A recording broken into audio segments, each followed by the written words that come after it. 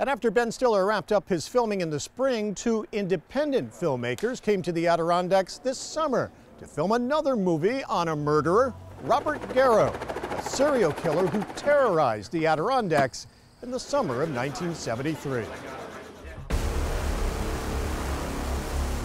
Can someone please tell me how a cripple gets up out of a wheelchair, walks out of the prison, climbs an 18-foot fence, and then just vanishes? We interrupt this broadcast for an important news bulletin. Authorities are asking that the public be on the lookout for a possible suspect in a murder case.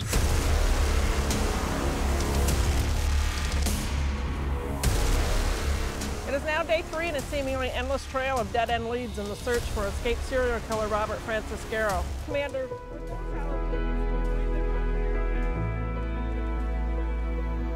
And we're joined now by the filmmakers, Lori Bailey and Joel Plue. Good to see you again. Nice Welcome. to see you too. What is it about Robert Garrow in this story that interests you, and you decided that? To me.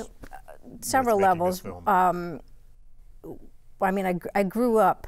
I was born in Mineville, New York. My dad was a miner. He worked with Robert in the mines for the short time that the mines were open.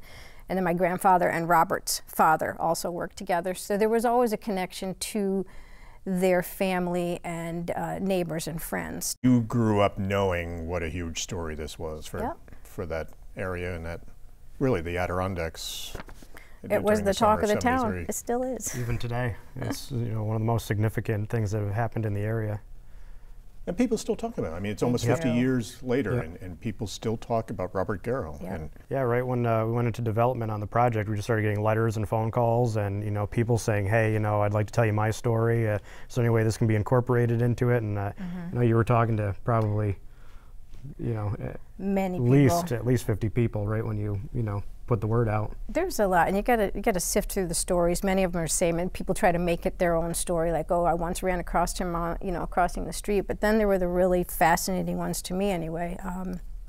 Like a fellow named Steve French, and he was one of the 3 boys that found the body of Sue Patz. So that was key to me in the writing of the story.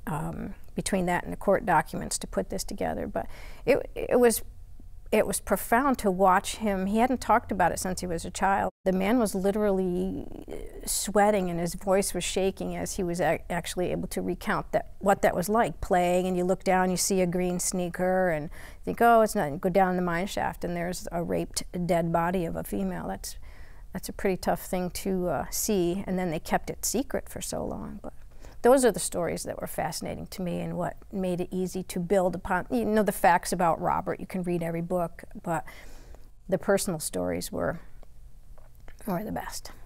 You interviewed a lot of people for this project, a lot of research.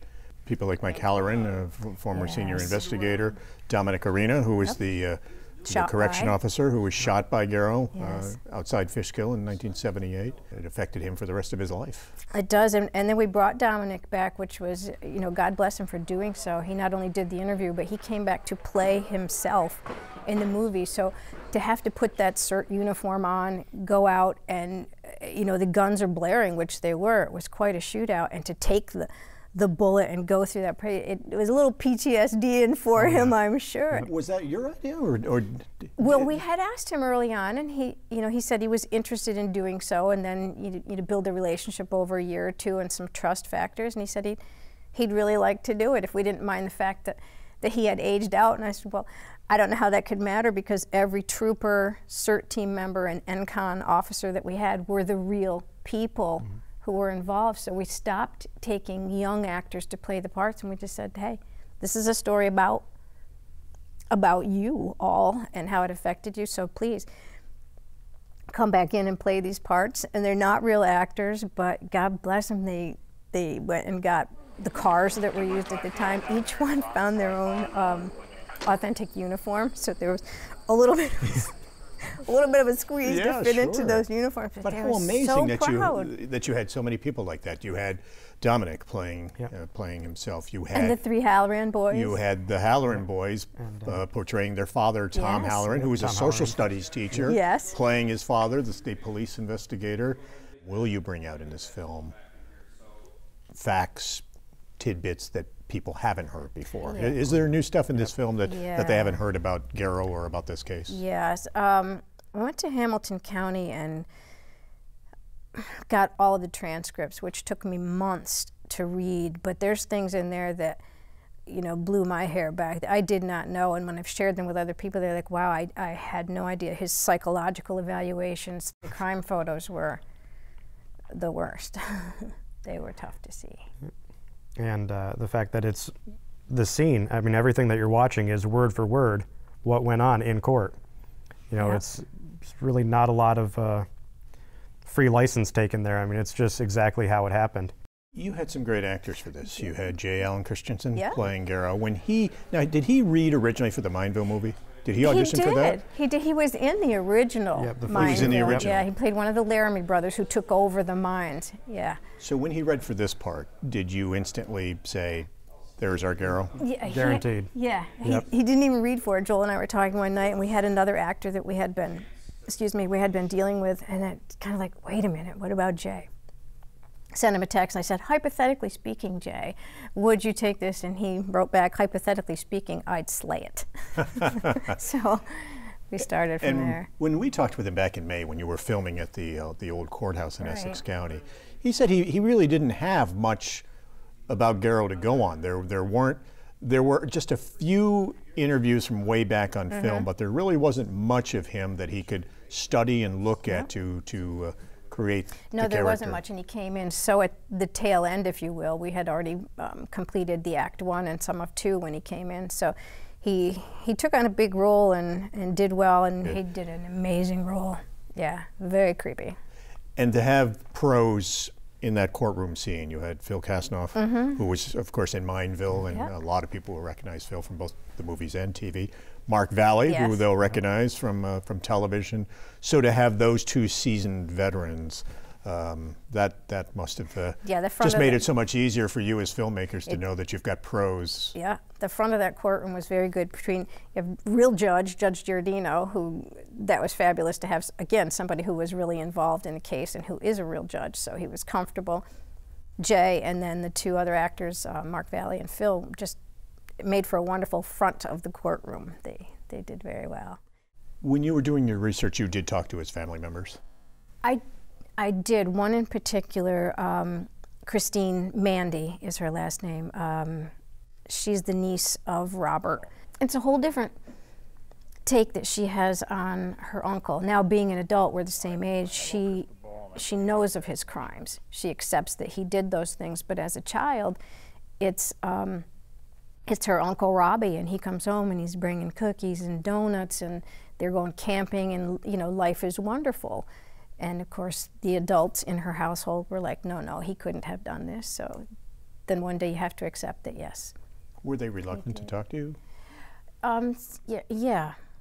I've tried to get a hold of his wife, Edith. She still lives in the Syracuse area, and I don't get a call. I'd love to talk to all of them. I mean, I say it quite openly, publicly, because you want that balance. You want the other side of Robert. I mean, do I see him as an evil predator and it's horrible what he did? Yes, but there's always another side. There is certainly abuse that he went through as a child, absolutely.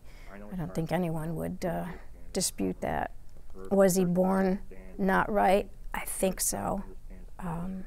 Everybody has their opinion on whether he was born that way or became that way. I think you have to be born that way. It's one good thing about this movie is, Act 1 showcases his early life, the abuse, working 16 hours a day on a farm, and just the hardships that he went through. So, it humanizes him a little bit. I mean, you get the backstory of this person and what contributes to their psyche, and empathy for him at that point. In a way, as much as you can for somebody like Garrow. But and is there any point in the story where there's one event or that then maybe triggers him and turns him into the cold-blooded killer that he became? I see a series of smaller events in his childhood years, if that's what you're referencing. The horrific beating that he took at home. We used the dad's character. It was just a little too much to show the mom, who I think did a lot of the beating.